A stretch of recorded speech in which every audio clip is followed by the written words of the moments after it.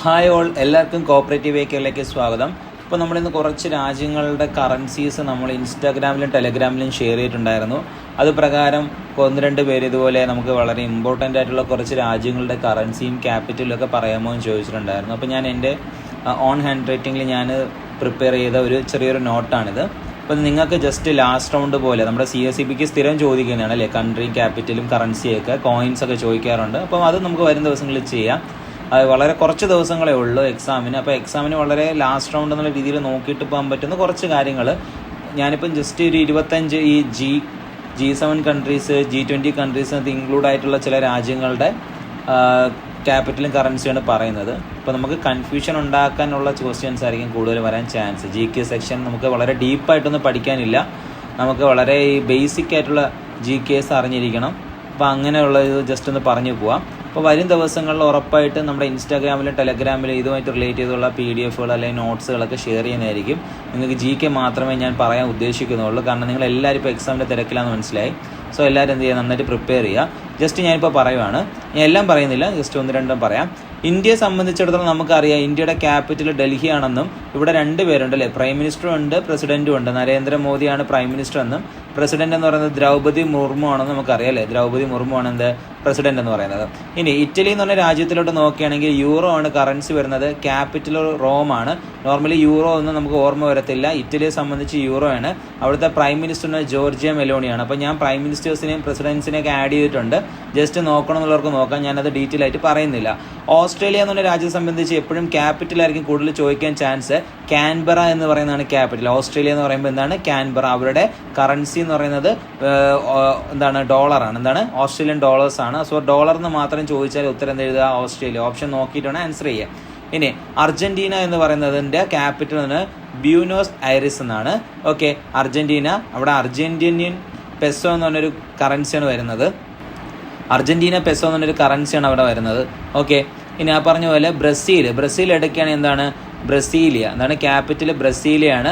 അവരുടെ currency real ആണ്. എന്താണ് അവരുടെ കറൻസി വെച്ചാൽ റിയൽ. അതൊന്നും ചോദിക്കാൻ ചാൻസ് ഉള്ളതാണ്. ബ്രസീലിയുടെ കറൻസി എന്താണെന്ന് ചോദിച്ചാൽ എന്താണ്, റിയൽ ആണ്. ഓക്കെ, അടുത്തത് കാനഡയാണ്. കാനഡയിൽ എന്ന് പറയുന്നത് അവരുടെ ക്യാപിറ്റൽ ഒട്ടാവയാണ് ക്യാപിറ്റൽ. ഇതൊക്കെ ചോദിച്ചാൽ നമുക്ക് ഭയങ്കരമായിട്ട് കൺഫ്യൂഷൻ ഉണ്ടാകും കേട്ടോ. ഒട്ടാവ എന്താണ്, ഒട്ടാവ എന്ന് പറയുന്നതാണ് കാനഡയുടെ ക്യാപിറ്റൽ എന്ന് പറയുന്നത്. കനേഡിയൻ ഡോളറാണ് അവർക്ക് വരുന്നത്. എന്താണ്, കനേഡിയൻ ഡോളറാണ് കേട്ടോ. അടുത്തത് ഫ്രാൻസ് ആണ്. ഫ്രാൻസിനെ സംബന്ധിച്ച് അവരുടെ ക്യാപിറ്റൽ എന്ന് പറയുന്നത് പാരീസ് ആണ്. നമുക്ക് എല്ലാവർക്കും അറിയാമല്ലോ ഫ്രാൻസിന്റെ ക്യാപിറ്റൽ എന്താണെന്ന് ചോദിച്ചാൽ നമുക്കറിയാം. പക്ഷേ ഫ്രാൻസിന്റെ കറൻസി എന്താണെന്ന് ചോദിച്ചാൽ യൂറോ എന്നാണ് എഴുതാം കേട്ടോ. ഫ്രാൻസിന്റെ കറൻസി എന്ന് ചോദിച്ചാൽ എന്ത് എഴുതുക, യൂറോ എഴുതുക. ഫ്രാൻസിന്റെ കറൻസി യൂറോ എഴുതുക. ഇറ്റലിയുടെ കറൻസി എന്ത് എഴുതുക, യൂറോ എഴുതുക. അടുത്ത ജപ്പാന്റെ താഴെ ഞാൻ എഴുതിയിട്ടുണ്ട്. G7 സബ്മിറ്റ് 2023 നടന്നത് എവിടെയാണെന്ന് വെച്ചാൽ എവിടെയെന്ന് എഴുതുക, ജപ്പാൻ എന്ന് എഴുതുക. G7 സബ്മിറ്റ് 2023 എവിടെയാണെന്ന് വെച്ചാൽ എവിടെ എഴുതുക, ജപ്പാൻ എന്ന് എഴുതുക. ക്ലിയർ ആണല്ലോ. G7 സബ്മിറ്റ് 2023 കണ്ടക്റ്റഡ് എവിടെയാണ്, ജപ്പാനാണ്. അവരുടെ ക്യാപിറ്റൽ നമുക്ക് എല്ലാവർക്കും അറിയാം, ടോക്കിയോ ആണ്. അവരുടെ കറൻസി എന്ന് പറയുന്നത് yen ആണ്. ഇത് കോമൺ ആണ്, ഒരുവിധപ്പെട്ട എല്ലാവർക്കും അറിയാവുന്നതാണ്. ജപ്പാന്റെ ക്യാപിറ്റൽ എന്ന് പറയുന്നത് ടോക്കിയോ ആണ്, കറൻസി എന്ന് പറയുന്നത് yen ആണ്. അടുത്തത് ഇന്തോനേഷ്യ ആണ് പറയുന്നത്. ASEAN ഹോസ്റ്റ് 2023 നടന്ന എവിടെയാണെന്ന് ചോദിച്ചാൽ എവിടെയാണ്, ഇന്തോനേഷ്യയിലാണ് കേട്ടോ. ASEAN ഹോസ്റ്റ് 2023 എവിടെയാണ്, ഇന്തോനേഷ്യയിലാണ്. അപ്പോൾ അവരുടെ ക്യാപിറ്റൽ എന്ന് പറയുന്നത് എന്താണ്, ജക്കാർത്തയാണ്. എന്താണ്, ജക്കാർത്ത. അവരുടെ ഇന്തോനേഷ്യൻ റുപ്പിയാണ് പറയുന്നത്. ഇന്തോനേഷ്യൻ റുപ്പിയാണ് അവരുടെ കറൻസി എന്ന് പറയുന്നത്. ഓക്കെ, അപ്പം ഇന്തോനേഷ്യയിൽ വെച്ചാണ് എന്ത് നടന്നത്, ASEAN ഹോസ്റ്റ് 2023. അവരുടെ ക്യാപിറ്റൽ എന്ന് പറയുന്നത് ജക്കാർത്തയാണ്. അവരുടെ കറൻസി എന്ന് പറയുന്നത് ഇന്തോനേഷ്യൻ റുപ്പിയാണ്. ഓക്കെ, അടുത്തത് മെക്സിക്കോ ആണ്. മെക്സിക്കോയുടെ തലസ്ഥാനം എന്ന് പറയുന്നത് മെക്സിക്കൻ സിറ്റിയാണ്. മെക്സിക്കൻ പെസോ എന്ന് പറയുന്നതാണ് അവരുടെ കറൻസി എന്ന് പറയുന്നത്. അടുത്തത് പറയുകയാണെങ്കിൽ റഷ്യയാണ് കേട്ടോ. റഷ്യയുടെ തലസ്ഥാനം എന്താണ്, മോസ്കോ ആണ്. എന്താണ്, മോസ്കോ. ഇവരുടെ കറൻസിയാണ് ശ്രദ്ധിക്കേണ്ടത്, റൂബൽ ആണ്. എന്താണ്,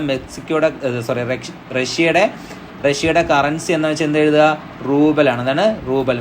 റഷ്യയുടെ കറൻസി എന്ന് വെച്ചാൽ എന്താണ്, റൂബലാണ്. ഓക്കെ, അടുത്തത് സൗത്ത് ആഫ്രിക്കയിൽ വെച്ചെന്നാണ് എന്ത് നടന്നത്, ബ്രിക്സ് 2023 കണ്ടക്ട് ചെയ്ത് എവിടെയാണ്, സൗത്ത് ആഫ്രിക്കയിലാണ്. ബ്രിക്സ് 2023 കണ്ടക്ട് ചെയ്ത് എവിടെയാണ്, സൗത്ത് ആഫ്രിക്കയിലാണ്.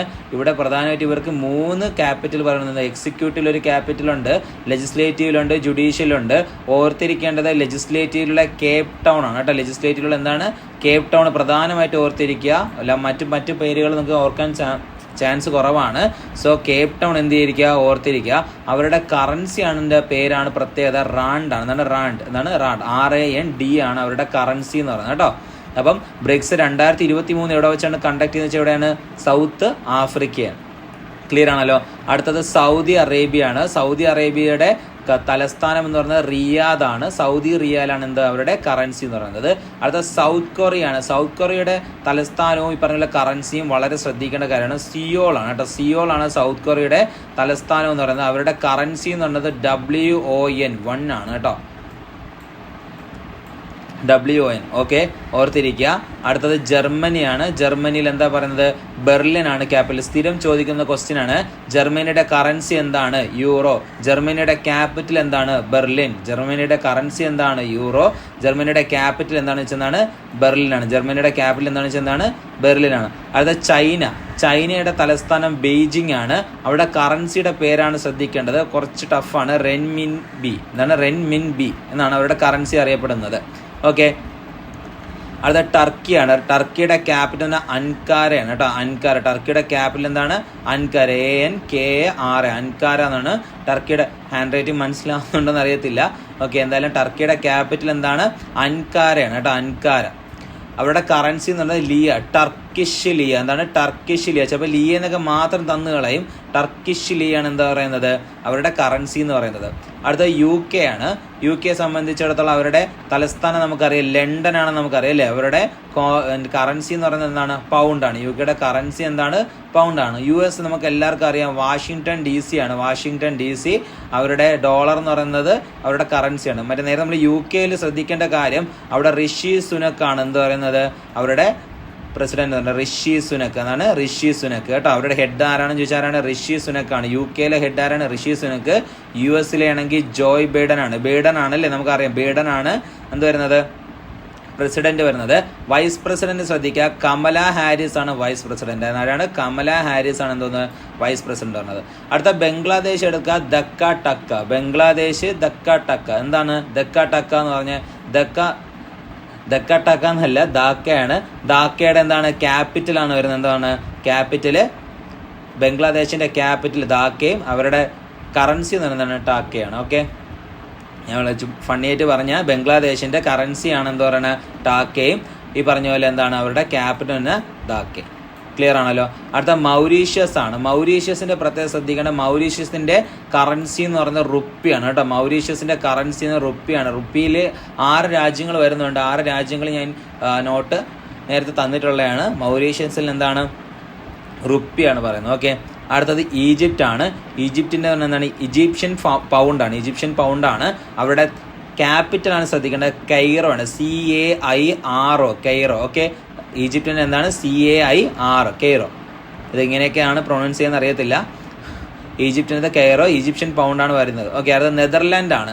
നെതർലാൻഡ് വന്നിട്ട് ആംസ്റ്റർഡാം ആണ്. എന്താണ്, ആംസ്റ്റർഡാം ആണ്. നെതർലാൻഡ് എവിടെയാണ്, ആംസ്റ്റർഡാം ആണ് അവരുടെ ക്യാപിറ്റൽ.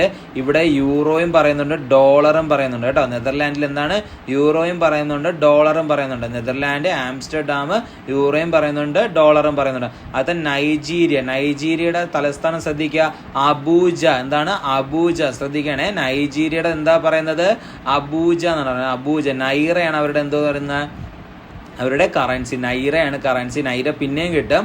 അബൂജ എന്ന് പറയുന്ന അവരുടെ ക്യാപിറ്റൽ, അത് ശ്രദ്ധിക്കുക. ഒമാൻ വരുന്നത് മസ്കറ്റ് ആണ്. ഒമാൻ വരുന്നതാണ് മസ്കറ്റ്. ഒമാനി റിയൽ ആണ്. ഒമാൻ വരുന്നതാണ് മസ്കറ്റ്, ഒമാനി റിയൽ. അപ്പോൾ ഇത്രയും ഒരു 25 എണ്ണോളം ഞാൻ വളരെ ഇമ്പോർട്ടൻറ്റ് തോന്നിയതാണ് മാർക്ക് ചെയ്തേക്കുന്നത്. ഓക്കെ, അപ്പോൾ ജസ്റ്റ് ഒന്ന് ഓർത്ത് വെച്ചിട്ട് നോക്കാം. ഇതുപോലെ സിംബാബ്വെ, മറ്റ് രാജ്യങ്ങളൊക്കെ വരുന്നുണ്ട്. നിങ്ങളതെന്ത് ചെയ്യുക, സമയം കിട്ടുന്നതനുസരിച്ച് എന്ത് ചെയ്യുക, വായിക്കുക. ഓക്കെ, അപ്പം ഞാൻ വളരെ ഇമ്പോർട്ടൻറ്റും തോന്നിയ കുറച്ച് കൺട്രീസും ക്യാപിറ്റലും കറൻസീസാണ് ഇപ്പോൾ ഇവിടെ നിങ്ങൾക്കായിട്ട് ചെയ്തേക്കുന്നത്. ഓക്കെ, അപ്പം വീഡിയോ കണ്ട ഇഷ്ടപ്പെടുക. ഇത് നോക്കിയാൽ നിങ്ങളുടെ ഫ്രണ്ട്സിന് എന്ത് ചെയ്യുക, ഷെയർ ചെയ്യുക. ഓക്കെ, എല്ലാവരും ഇൻസ്റ്റാഗ്രാമിൽ പറഞ്ഞ പോലെ മറ്റ് ക്ലാസ്സുകൾ കിട്ടുന്നതിന് വേണ്ടി എന്ത് ചെയ്യുക, യൂട്യൂബ് ചാനൽ സബ്സ്ക്രൈബ് ചെയ്യുക. താങ്ക്